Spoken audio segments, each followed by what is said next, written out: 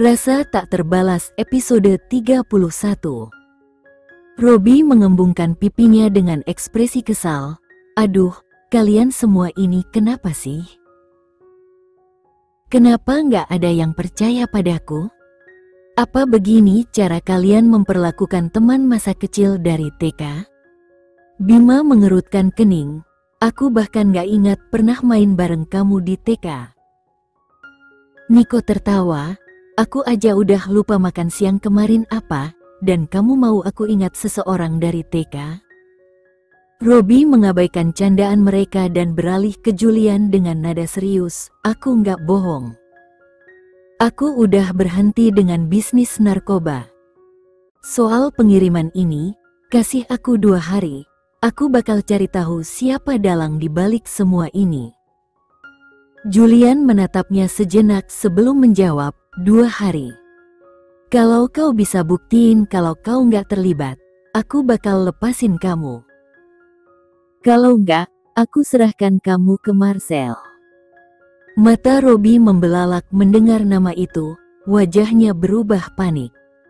Ia langsung menangkupkan kedua tangan dan memohon, jangan dia, Julian bro.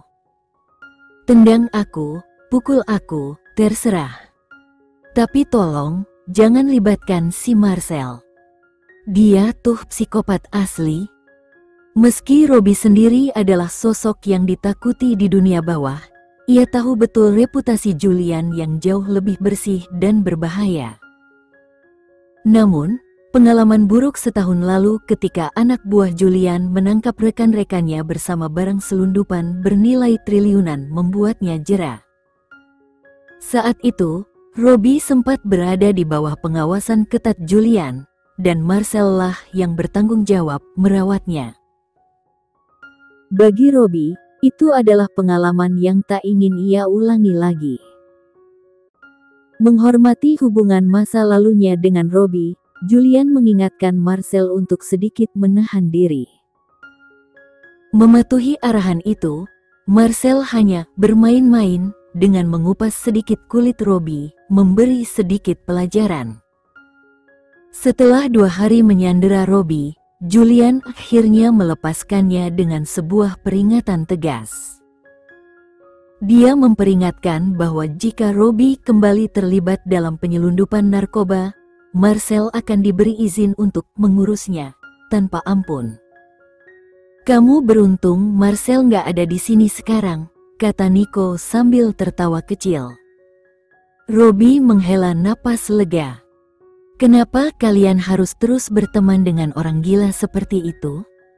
Dia hampir saja menghabisiku waktu itu. Bahkan, sebulan penuh setelah kejadian itu, aku tidak bisa berurusan dengan wanita manapun.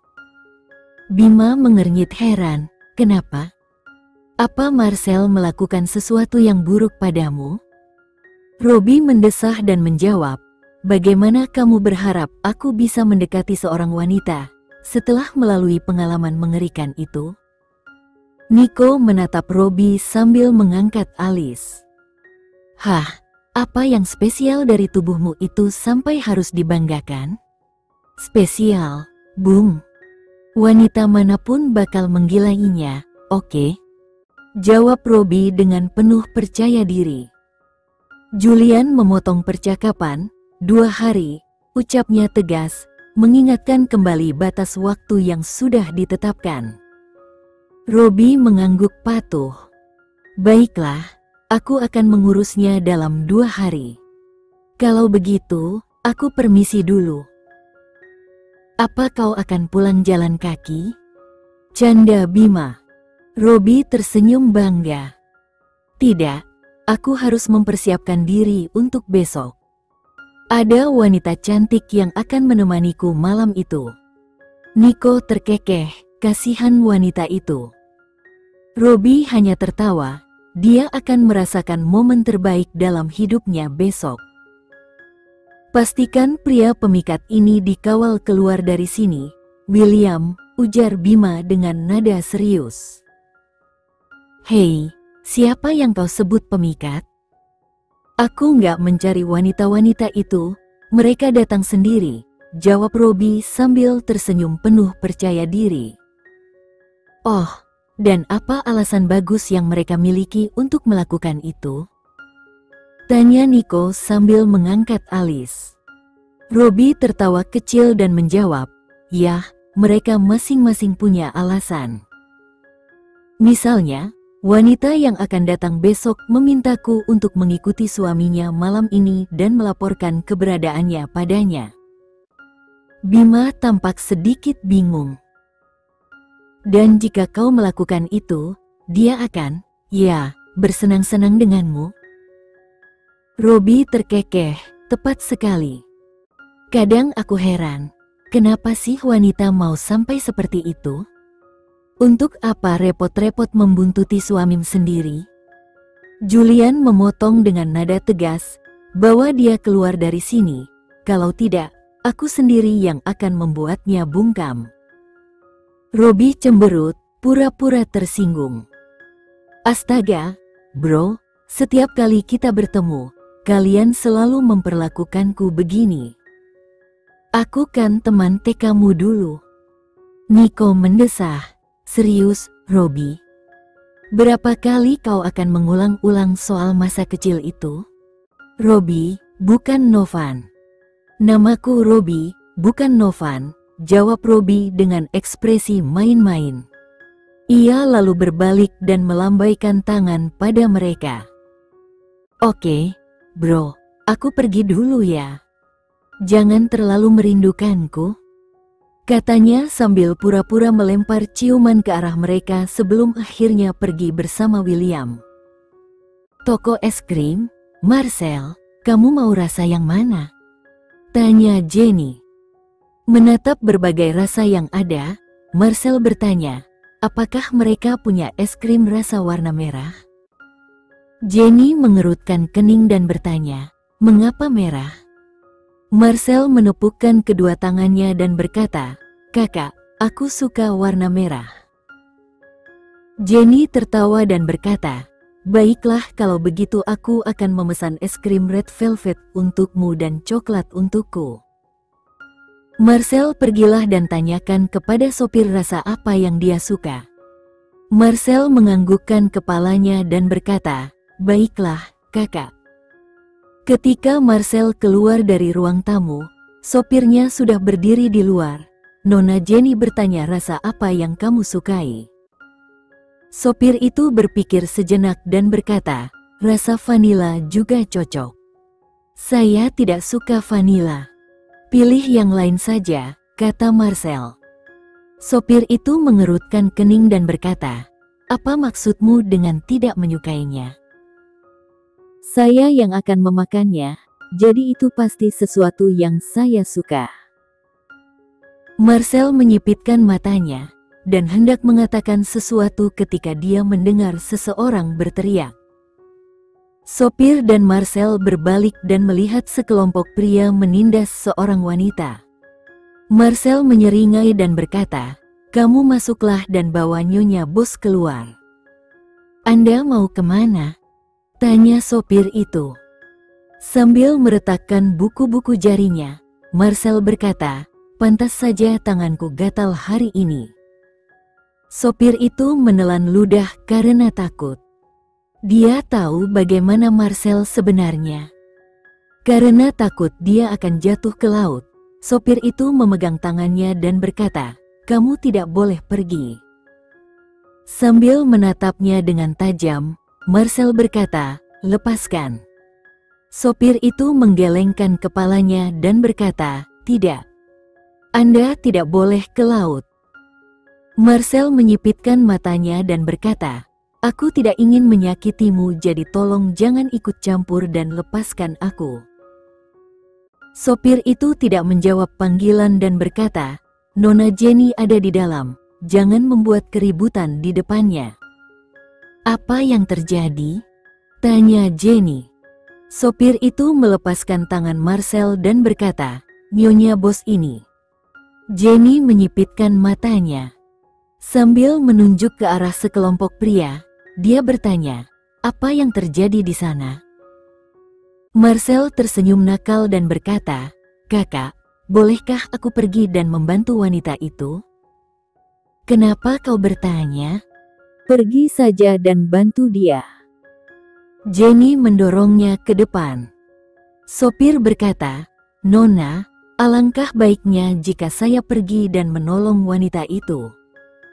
Jika Anda mengirim Marcel maka. Namun, sebelum dia sempat menyelesaikan kalimatnya, Marcel menepis tangannya dan berlari ke arah kerumunan.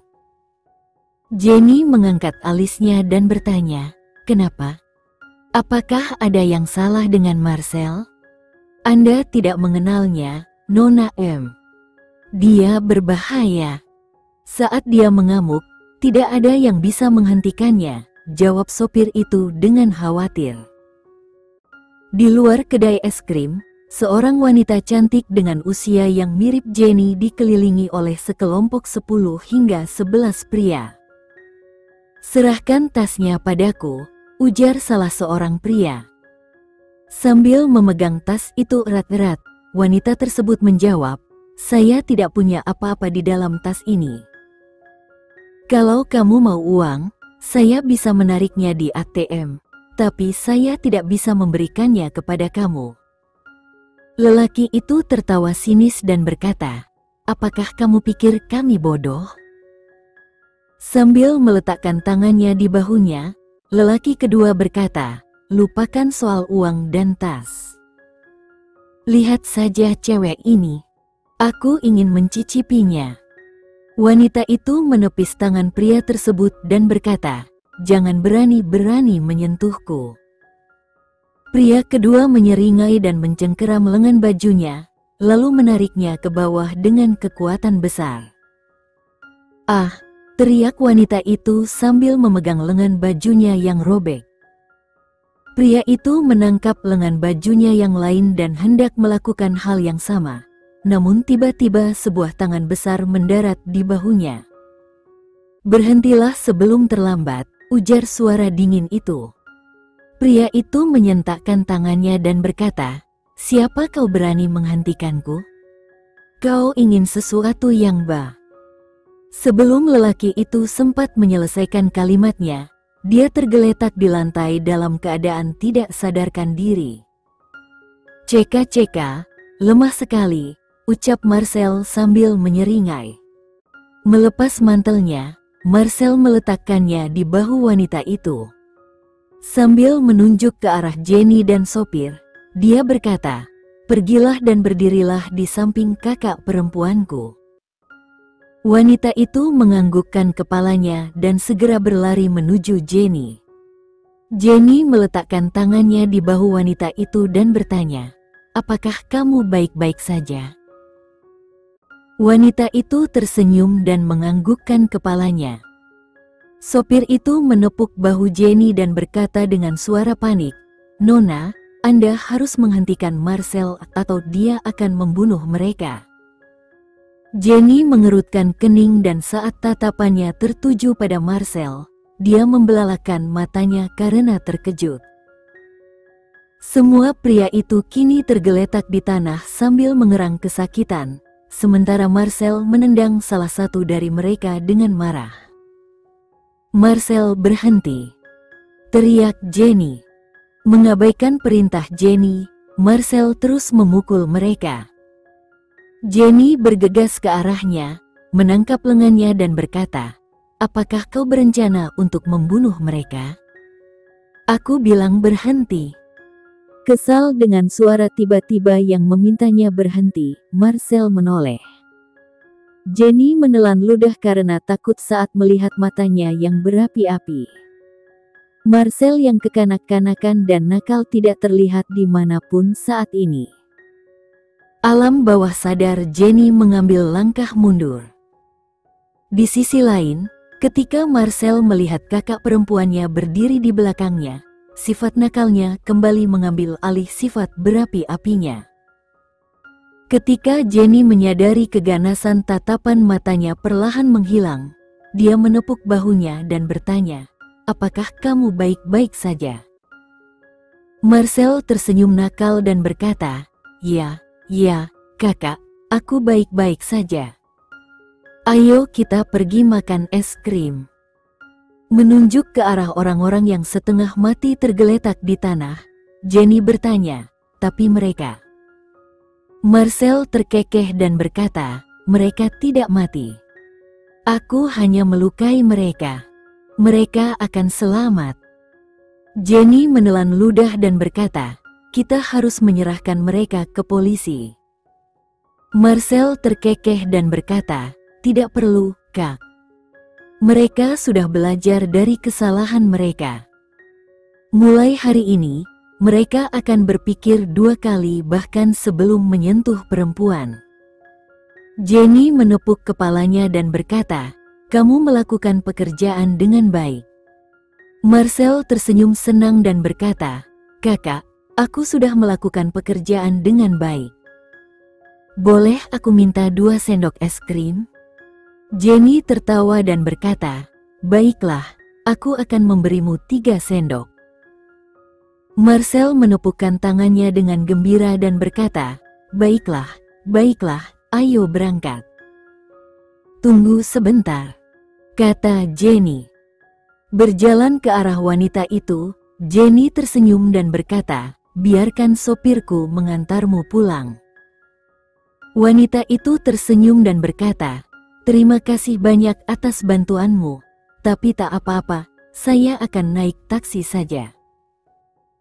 Melepas mantelnya, dia mengembalikannya kepada Marcel dan berkata, aku tidak akan pernah melupakan kebaikanmu, anak kecil.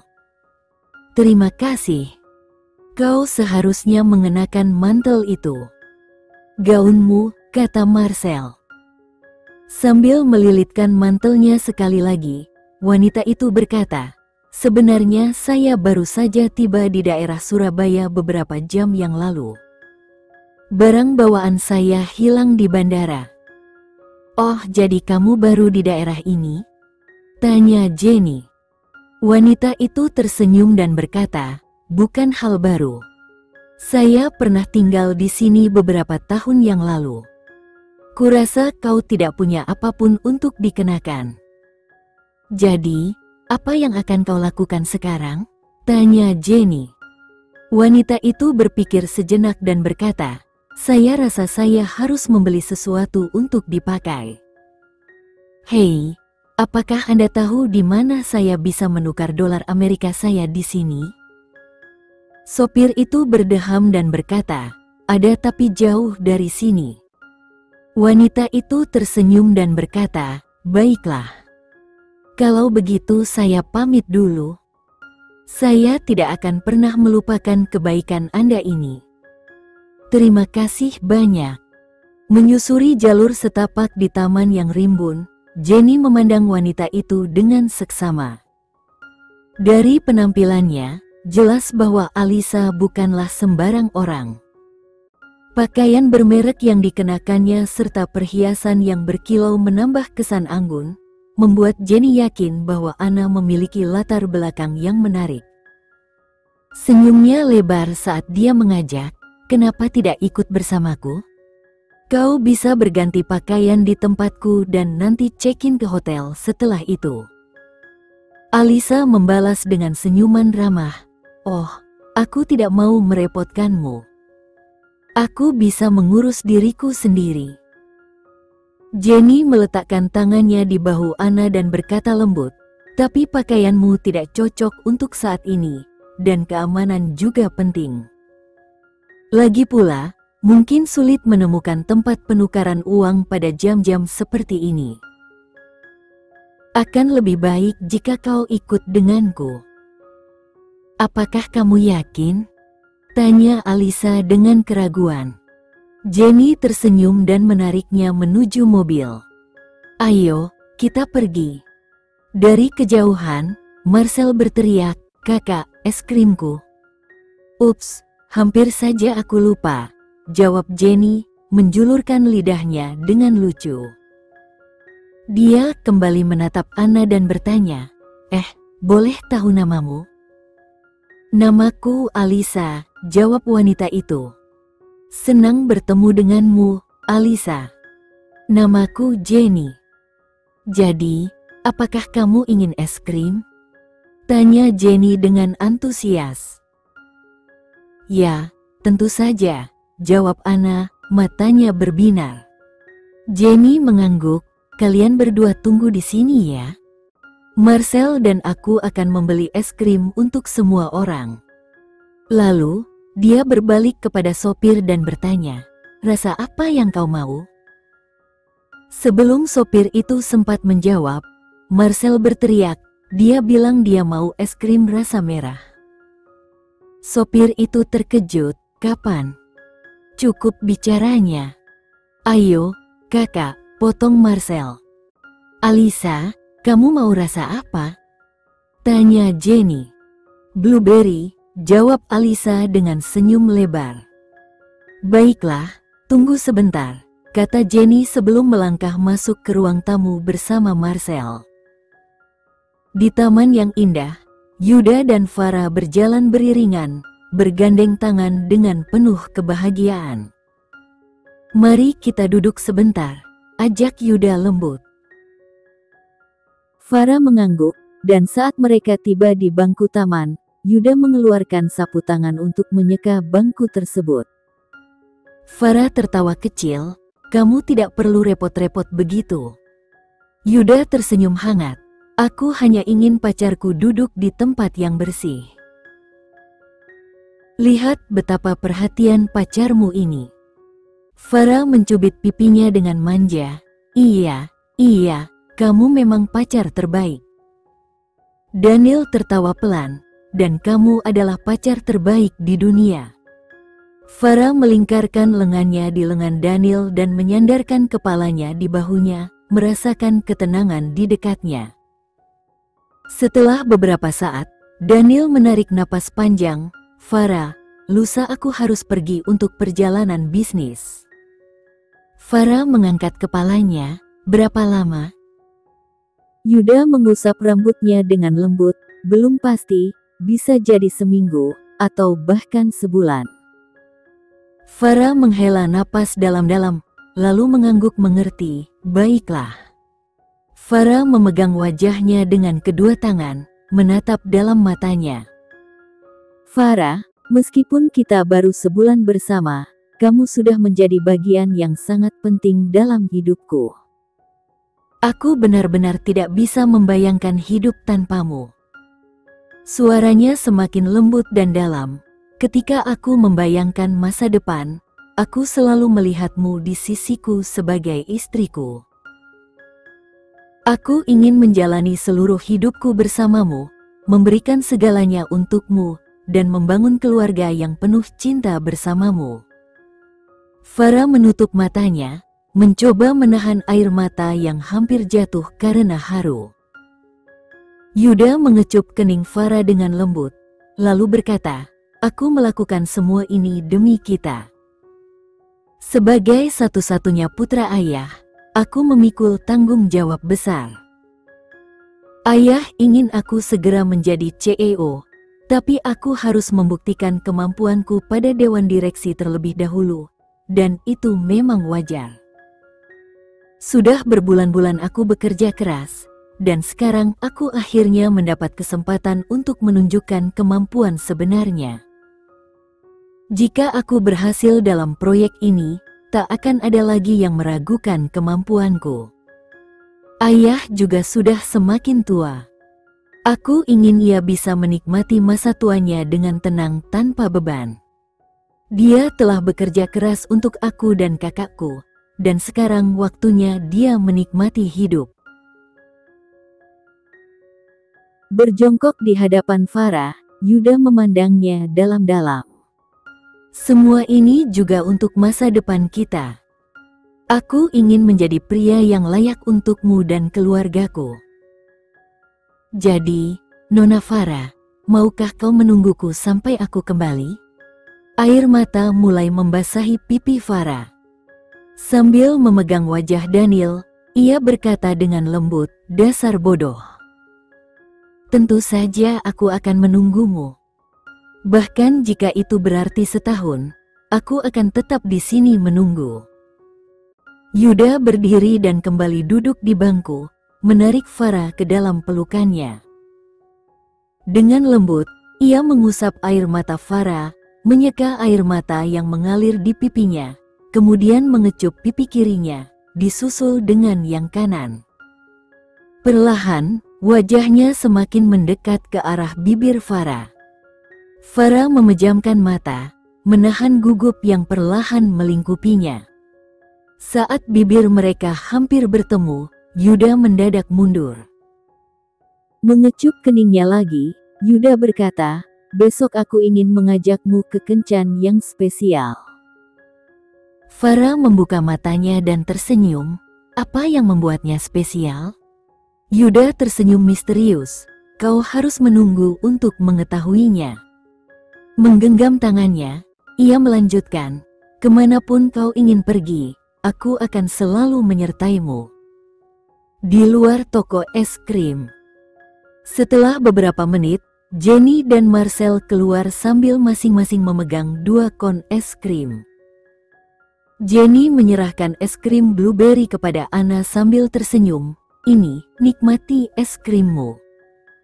Marcel pun memberikan es krim red velvet kepada sopirnya dengan nada santai. "Ini, makanlah." Sopir itu menghela napas sebelum mengambil es krimnya. Marcel mengangkat alis. "Kalau tidak mau, kasih saja padaku."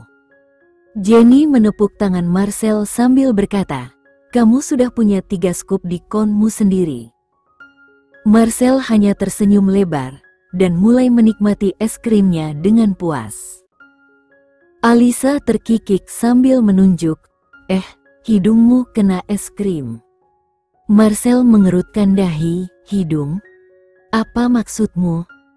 Anna tersenyum, lalu mengambil tisu dari tasnya, menyeka es krim yang menempel di hidung Marcel. "Nah, sekarang kamu sudah rapi." Ia memberikan tisu lagi pada Marcel sambil berkata, "Simpan ini, kurasa kamu akan membutuhkannya lagi." Marcel tersenyum, "Terima kasih, Kak Alisa." Alisa tersenyum hangat, "Panggil aku kakak saja." Marcel tersenyum nakal, "Wah, sekarang aku punya 2 kakak perempuan." Jenny tertawa dan berkata, Iya, kamu beruntung." Sopir yang sudah menghabiskan es krimnya pun menyela, "Nyonya Bos, sebaiknya kita segera berangkat." Jenny mengangguk, "Baiklah, ayo." "Ngomong-ngomong, di mana bosmu?" Sopir itu menjawab dengan bingung, "Saya tidak tahu pasti, Nyonya." Jenny tersenyum, "Tak apa, aku bisa meneleponnya nanti." Ia menoleh ke arah Alisa, "Ayo, Alisa, kita berangkat."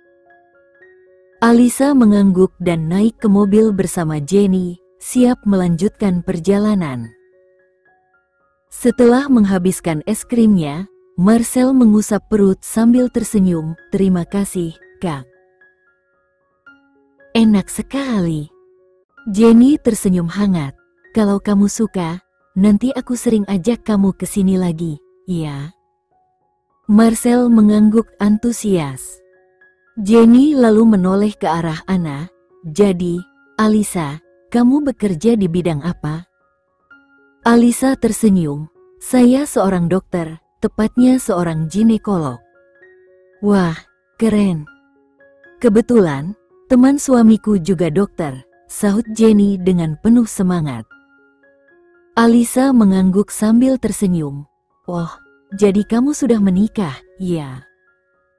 Jenny mengangguk, "Iya, sudah." Alisa menatapnya penasaran, "Mertuamu tidak keberatan kalau kamu mengajak orang asing pulang ke rumah?" Jenny tertawa ringan, "Mereka tidak akan keberatan bahkan kalau aku membawa pulang sekelompok orang asing sekalipun." Alisa ikut tertawa, "Sepertinya mertuamu sangat baik, ya. Mereka benar-benar memperlakukan aku seperti putri sendiri, terutama ibu mertuaku. Dia menyayangiku seperti anak kandungnya," ujar Jenny sambil tersenyum hangat.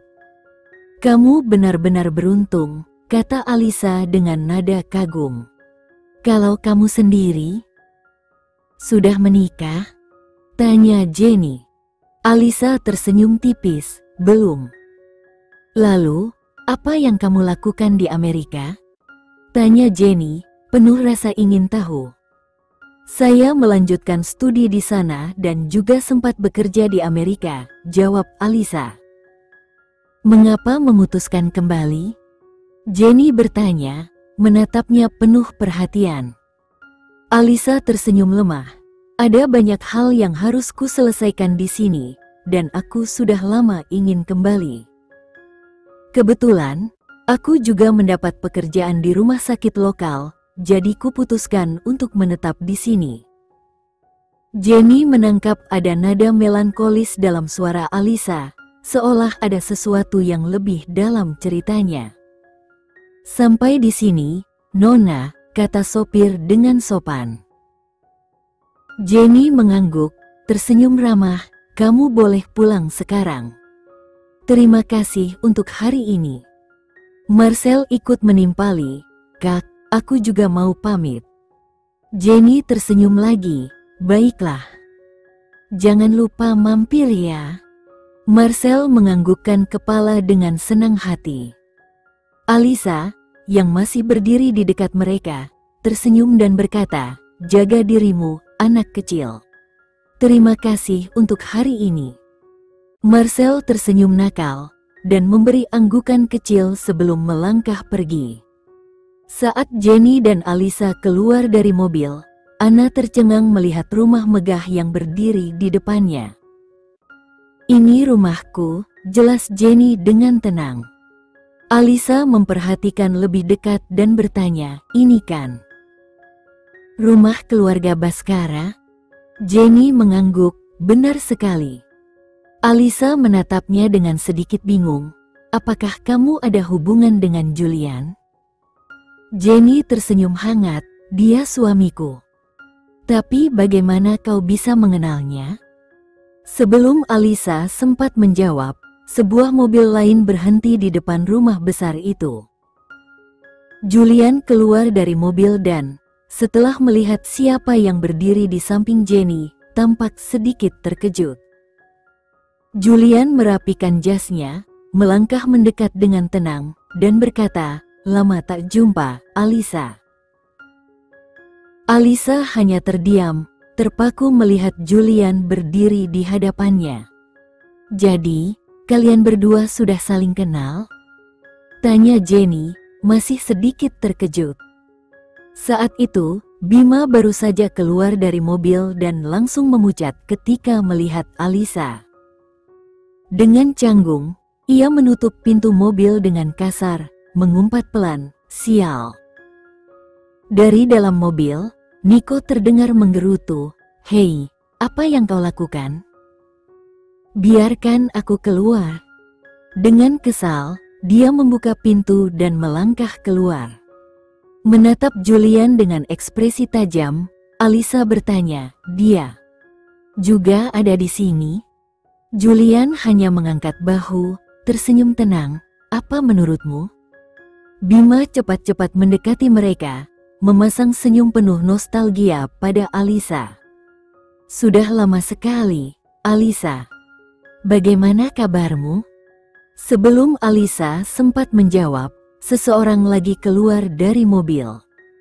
Tubuhnya tinggi dan tegap, dan seketika itu juga Nico terdiam.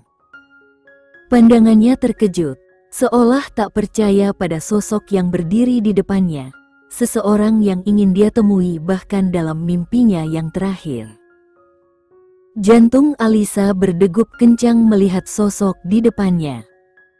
Ia segera mengendalikan dirinya, sementara Nico melangkah lebih dekat, memasang senyum mengejek. Ah, Nona Alisa, sudah lama sekali, ucapnya, nadanya penuh sarkasme. Alisa membalas senyumnya dengan tenang, ya, sudah sangat lama. Nico melanjutkan dengan nada dingin, aku penasaran, bagaimana kabar suamimu? Jenny tampak bingung dan mulai berbicara. Tapi, Alisa, namun, Sebelum ia sempat menyelesaikan kalimatnya, Alisa meremas tangannya, memberi isyarat agar ia diam. Sambil tersenyum tipis ke arah Niko, Anna menjawab, "Dia baik dan mungkin memperlakukanku dengan sangat baik." Niko menyipitkan matanya, genggaman tangannya mengeras. "Bagus sekali," gumamnya dengan nada tajam. Merasa ketegangan semakin terasa, Bima memecah keheningan. "Baiklah, ayo kita masuk dan lanjutkan pembicaraan di dalam." Julian mengangguk setuju. "Benar, lebih baik kita lanjutkan di dalam." Sambil menoleh pada Jenny, Julian mulai mengajaknya masuk, tapi Jenny mengelak lembut, "Kalian semua masuk saja dulu. Aku akan menemani Alisa ke atas sebentar." Bima memandang heran. "Kenapa harus ke atas?" Jenny tampak canggung sejenak. Ada sedikit masalah tadi." Julian menatap Jenny dengan khawatir. "Ada apa? Kamu baik-baik saja?" tanyanya. Jenny menggeleng sambil berbisik, "Aku baik-baik saja." "Ini tentang Anna." Niko, yang penasaran, menyela, "Apa yang terjadi padamu, Alisa?" Mengabaikan pertanyaan itu, Alisa menoleh ke Jenny dan berkata, "Mungkin sebaiknya aku pergi. Kalian semua bisa masuk saja." Jenny langsung membantah, "Tidak, kamu harus tinggal untuk makan malam. Lagi pula, kamu perlu berganti pakaian." Alisa tampak ragu. "Tidak perlu. Cukup sampaikan pada Marcel bahwa aku akan mengembalikan mantelnya besok." Julian mendengar itu dan mengernyit. "Kenapa kamu memakai mantel Marcel?" Jenny mulai menjelaskan, "Sebenarnya, beberapa pria tadi." Namun, Alisa segera menghentikan Jenny untuk menghindari penjelasan lebih lanjut. "Itu bukan hal besar. Aku harus benar-benar pergi," katanya sambil tersenyum tipis. Niko mencibir, keras kepala, seperti biasa. Jenny melirik Niko dengan tatapan jengkel sebelum menoleh pada Alisa. "Alisa, kumohon, tinggallah." Setelah menghela napas, Alisa akhirnya mengalah. "Baiklah," ucapnya, sedikit enggan. Jenny pun segera menarik Alisa masuk ke dalam rumah besar, meninggalkan Julian dan yang lain di luar. Sementara ia membantu Alisa menuju ruangan yang lebih nyaman. "Dia masih seperti yang dulu," ujar Julian sambil menghela napas. Bima menepuk bahu Niko sambil tersenyum tipis. "Kalian berdua sama-sama keras kepala. Kenapa tidak mencoba berbicara dengannya?" Niko tertawa kecil dan menjawab, "Apa yang bisa kubicarakan dengan seorang wanita yang sudah menikah dan hidup bahagia? Ya, sudahlah, lupakan untuk sekarang." Memang, keberadaannya di sini mungkin membuat suasana agak canggung, tapi kita harus ingat bahwa dia tetap teman kita. "Tinggalkan dulu persoalan ini, mari kita masuk ke dalam," kata Julian dengan nada menenangkan, mengajak mereka melanjutkan langkah ke dalam rumah.